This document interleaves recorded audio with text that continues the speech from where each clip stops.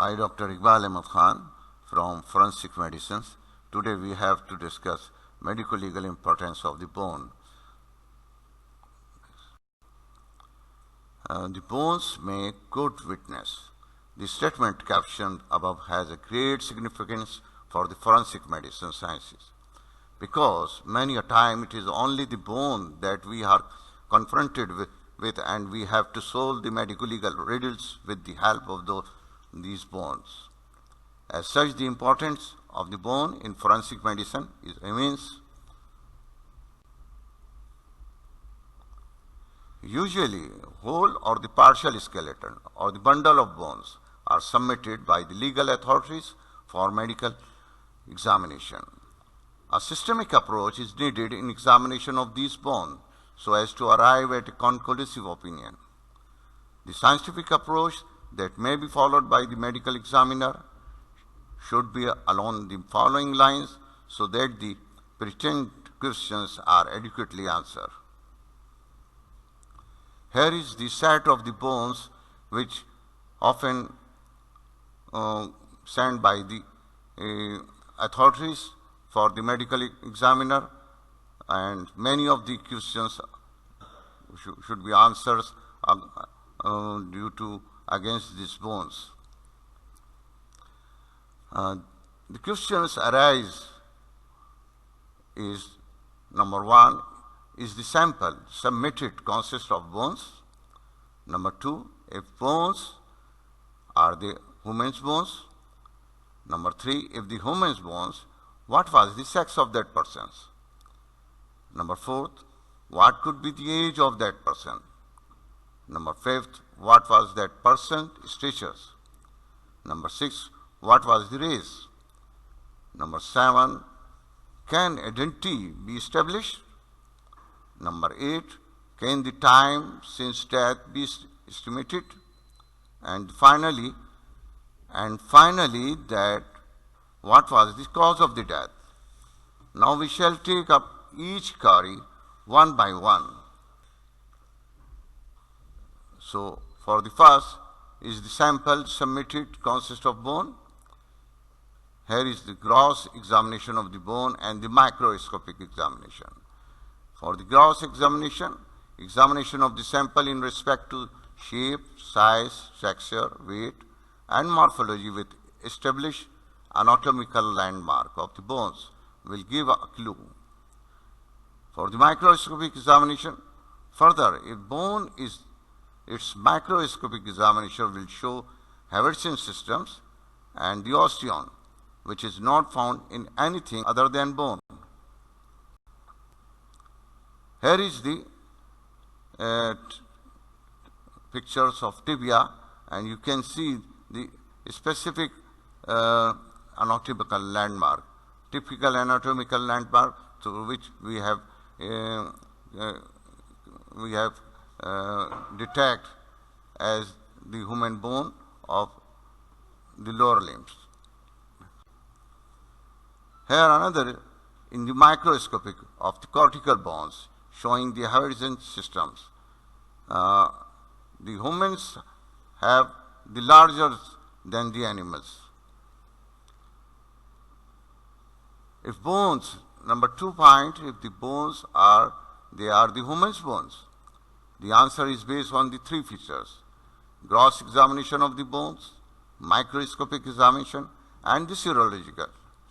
So the gross examinations of the bones with respect to the shape, size, morphology will reveal its true nature.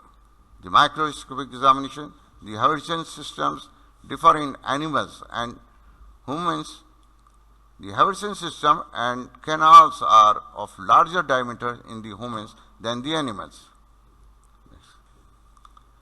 The serological examination. Here is the precipitin test.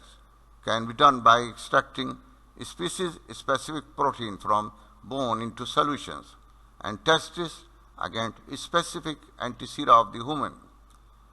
If the human, a fine line of precipitate at the interface of the two solutions will form. In case where the sample extract is not human, no reaction. You can see on the right side of the tube there is a precipitate at the interface. The number 3 query is if human, what was the sex of that person? Sex from the bone can be determined by the morphological examination and the osteometry, that is, by taking the various measurements of bone. Sexing from the bones are according to Krugman's classification. If the entire skeleton is available, one can 100% sure the sex. Whereas if the pelvis alone, we can detect 95% of the cases. Where the skull alone, 92%. If the pelvis and the skull are available, one can say 98%, and the long bones, the 80%. It is the Krugman classification. Differentiation, male and female mandibles. In the features, general appearance of the male mandible is larger, thicker, where the females smaller and thinner. Chin in the male square or U-shape, or in the female it is rounded. This will be more visible on the next slide. Angle of the body with ramus is less obtuse, less than 125 degree. Prominent, where is not prominent in the female, and more obtuse. Angle of the mandible everted, where in case of the male, where in the female it is inverted. Body height at some places in the male is greater, whereas in the female is smaller. Ascending ramus in the male is greater breadth, where in the female it is the smaller breadth. Ramus flexure rewards angulations of the posterior border of the ramus, where is the straight in case of mandible. Muscular marking more prominent in the males, where in the female it is not prominent. Here you can see that is in the male the chin is square or U-shape, and the ramus flexures, and the angle is lesser obtuse, less than 125. In the more rounded chin in the females and more obtuse angle in the females.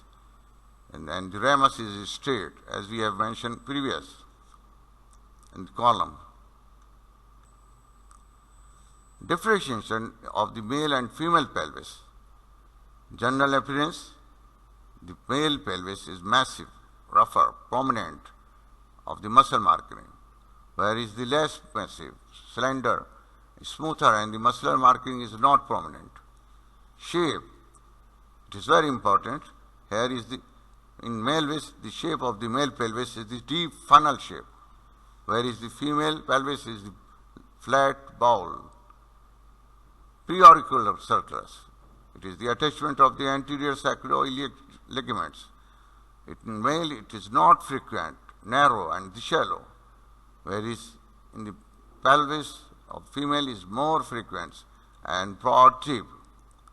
Acetobulum in the male is larger, 52 mm diameters, where in the females the acetobulum is small, 46 mm diameters. Obturator foramen, it is large, oval, and the base upward, and in the female small, triangular, apex forward. Greater sciatic notch, the narrow, deep, small, whereas the broad, shallow, and the large. This is the unique features which can diagnose before the puberty also. This the greater sciatic notch. Otherwise, when the skeletal is mature at the puberty, one can diagnose on the basis of the skeletons the sex. Iliopectoral line is well marked and rough in the males, whereas rounded or smooth in the females.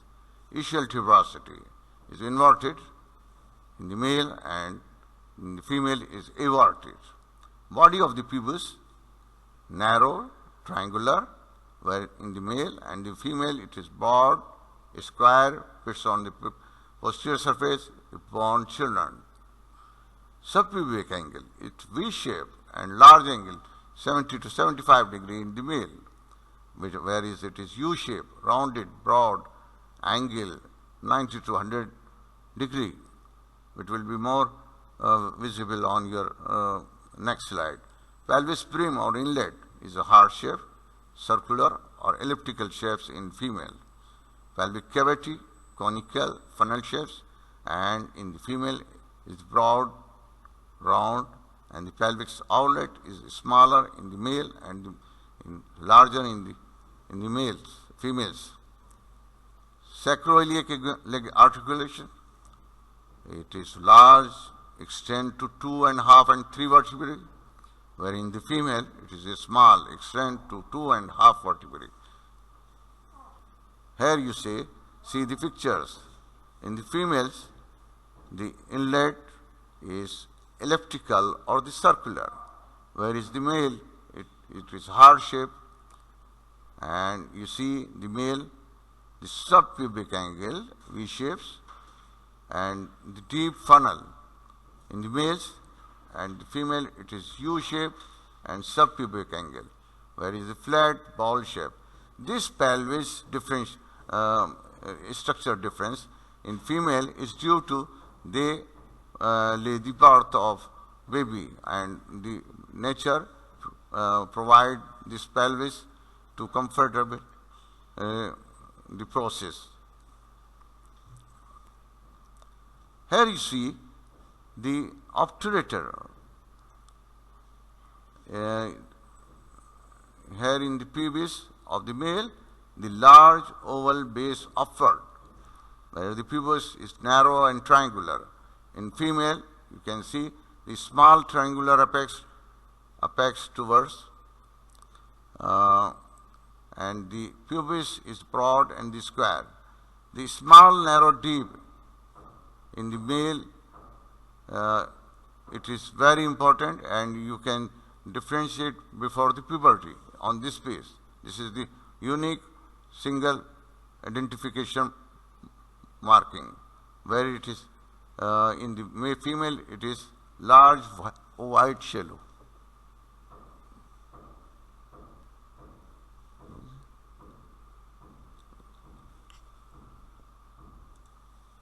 Now the differentiation of the male and female sacrum. Here, for the general appearance of the male sacrum is larger, heavier, rough and narrow, where in the female it is smaller, lighter, smooth and broad. Breadth of the body of the first sacral vertebra, more than breadth of one side ala, and less than breadth of one side ala in the female. Inner curvatures in the male is uniformly curved anteriorly, whereas the female it is abrupt curve at the last two segments. The sacroiliac articulation it extends up to third segments, where in the female it extends up to 2 and 2.5 segments. Sacroiliac joint surface in the male it is large, less sharply angulated, where in the female is L-shaped, elevated anteriorly. Here is the sacrum for female and male. In case of the male, it is thinner, and whereas the female is broader and more triangular. And the males, the anteriorly it is a smooth curve, whereas it is in the female it is L-shaped. We have previously discussed at the last two segments it's angulated sharply. The differentiation of male and the female skull. So as we have seen, we are more easily differentiate on basis of the skeleton. The most bone are the skull, mandibles and the pelvis. Here is in the skull, on the general appearance, the male skull is the larger, heavier, rects and the marked muscular ridges, where in the females it is smaller, lighter, and the walls thinner and the smoother. Forehead receding, regular rough, less rounded, where in case of the female skull is vertical, round and full, whereas the cranial capacity in the male it is more capacious, that is 1450 to 1550 cc. It is the capacity, whereas in the less capacious, into 1300 to 1350 cc. Glabella, it is more prominent in the case of male, where it is less prominent in the female. Supraorbital ridges, it is more prominent in the male, where it is less prominent in the female. Frontonasal junctions is a distinct angulations in the male, where it is smooth curve in the female. Orbit is square, rounded margins and small in the case of the male, whereas in the female is smoothly curved. It is rounded, sharp margins and large, prominent. Zygomatic arch is prominent, not prominent in the female. Occipital area in case of male skull is prominent, whereas less prominent is in the females. Mastoid process. It is large, round, blunt in case of the male, where in case of female is small, smooth, pointed. Condylar facets, long, narrow, and short, broad. Palates, large, U-shaped, broad in case of the male, where it is small and parabolic in the females. Foramen magna, relatively large, long, where in case of female it is small and brown. External auditory meatus, bony ridge along upper borders is more prominent, whereas often in the female is absent. Here you can see the forehead is sloping in case of male, whereas the female is the vertical, as we have in the, and prominent glabella in the male, whereas round in case of female. Prominent zygotic arch in case of the male, whereas less prominent in case of female. Ramus flexures, as we have discussed previously on the mandible, where is the state in the female. You can see the large mastoid in case of the male skull, where is a small mastoid in the female. Prominent occiput in case of the male, whereas it is rounded occiput. In case of soft parts are attached to the bone, then sex can also be determined by demonstration of the Y chromosomes and the DNA profiling.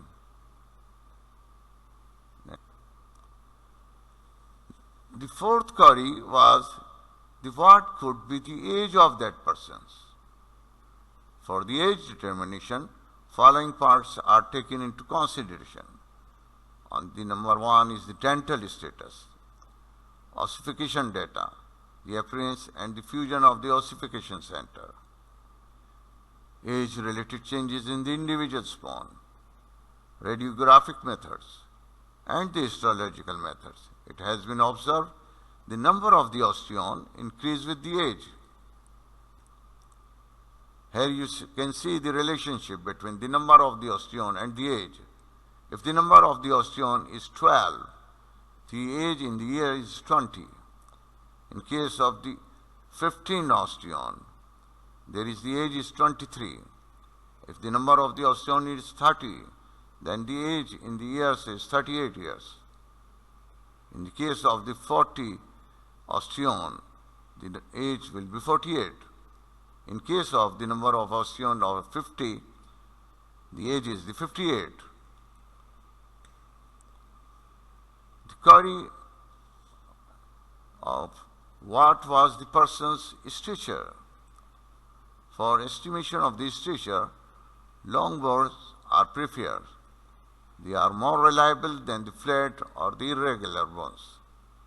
The length of the bone is taken with a special measurement device called Hepburn osteometric board. 2.5 to 4 centimeter is added to the calculated stature in the order of compensate for the loss of the soft tissue. Here is the osteometric board.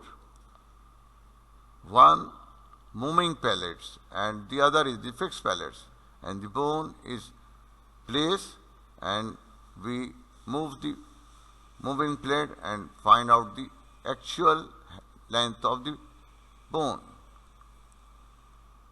Number 6 was what was the race. Determination of the race is difficult from bones, partially because of the racial trait are not so marked, and partially because of the ethnic mixing in marriage. Skull diminution offer better evidence regarding race. Among the long bones, the femur is the better indicator for race determination. We take help of the morphological features and various indices for this purpose, from number skulls, mandibles and teeth, and the limb bones. These indices will be helpful to detect the race. Skull and the morphology. There is 3 indices: cephalic index, height index, and the nasal index.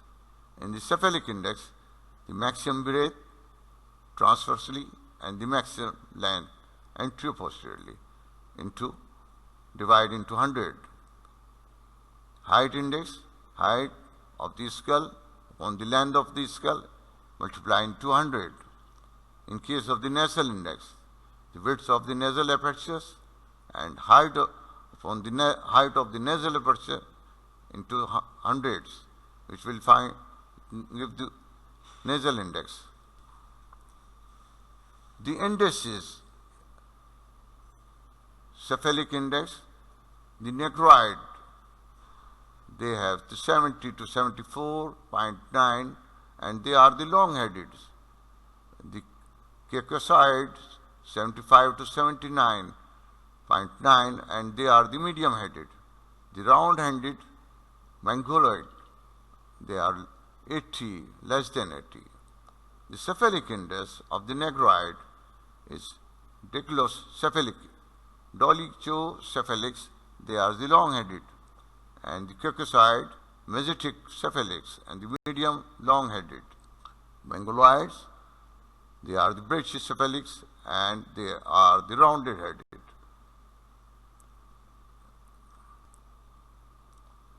Mandibles and the teeth in the negroids, they have the lower jaw prognathous, lower jaw, and the third molar bigger than the first 2. Teeth larger, more cusps in the molars up to 8. In the caucasoids, the larger incisors, lateral incisor in the upper jaw is smaller than the central, and the mongoloids, upper central incisor and the shovel shape in case of the mongoloid. Lower limbs, the various indices. Tibiofemoral indices is known as the Crowell index. It is the length of the tibia upon the length of the femur into 100. And below 83 are the European, where the above 83 are the black or the negroids. Another one is the radiohumeral index, is the brachial indexes. It is the length of the radius and upon the length of the humerus multiply into 100. It is below 75 in the European and above 80 is the black negroid. One is also, can identity be established? Determination of the personal identity can be done by the following methods. Presence of the congenital or acquired bony peculiarities, malformations, deformities, injuries, and the fracture, etc. Presence of the nail and implant, etc. in bones in case of surgery. From dental examination and the presence of the prosthesis, root canal treatment, and through which many of the incidents or disasters one can find the identity of the persons or dead body. Radiological methods and the blood grouping from marrow, teeth, and DNA profiling. Another one is can the time since death be estimated. Time since death from the bones can only be a rough estimate, and that also may be in the years or decade. We take in accounts the following: cross-examination of the bone and the state of the soft tissue, if available, stage of healing in case of fractures, physical test, and the chemical test. Cross-examination, the recent bone will have soft tissue attachment in the form of ligaments and or the tendon, especially at the near joints. Such bone may emit putrefied smell and will be moist and greasy to touch. Recent bone on severing will be hard and uniform throughout the whole thickness. Old bone become lighter due to loss of the organic matter.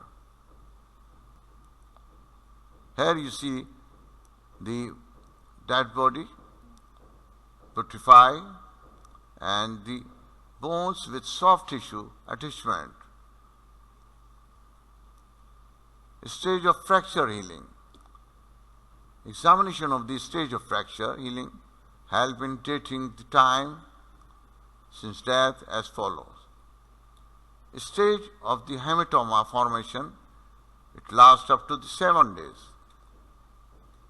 The stage of granulation tissue reformation, it lasts for about 2 or 3 weeks. The stage of the callus formation, it lasts for 4 to 12 weeks. And the stage of remolding, this is a slow process. So, the stage of fractures will give you the clue, approximate time for death. Here is the figures which show the stage of fractures healing. The stage of hematoma in the first, where is the stage of granulation in the second or B. And in the case of C, stage of callus formation. And in the case of D, stage of remolding. Chemical and the serological tests. Benzidine test or the Castle-Meyer test may be positive up to 100 years. These tests detect the presence of the blood. The serological tests, such as the precipitation test, gel diffusions, and cum reagents, may be positive for 5 to 10 years. Here you see the diagrammatic in the bone marrow. We can collect the tissues, bone marrow, and we can detect the blood cell from the marrow. And when one can add the benzidine test on the bone marrow, you can get positive results. Presence of the nitrogen. Fresh bone have 4.5% nitrogen with bone getting older. Nitrogen is progressively lost. Following is a diagrammatic representation showing the diminishing bone nitrogen content with the time. If the bone fresh, you can find the 4.5% of the nitrogen content.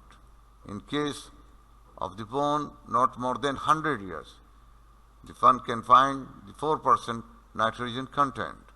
In case of the older bones, more than 350 years, the nitrogen content is 2.5%.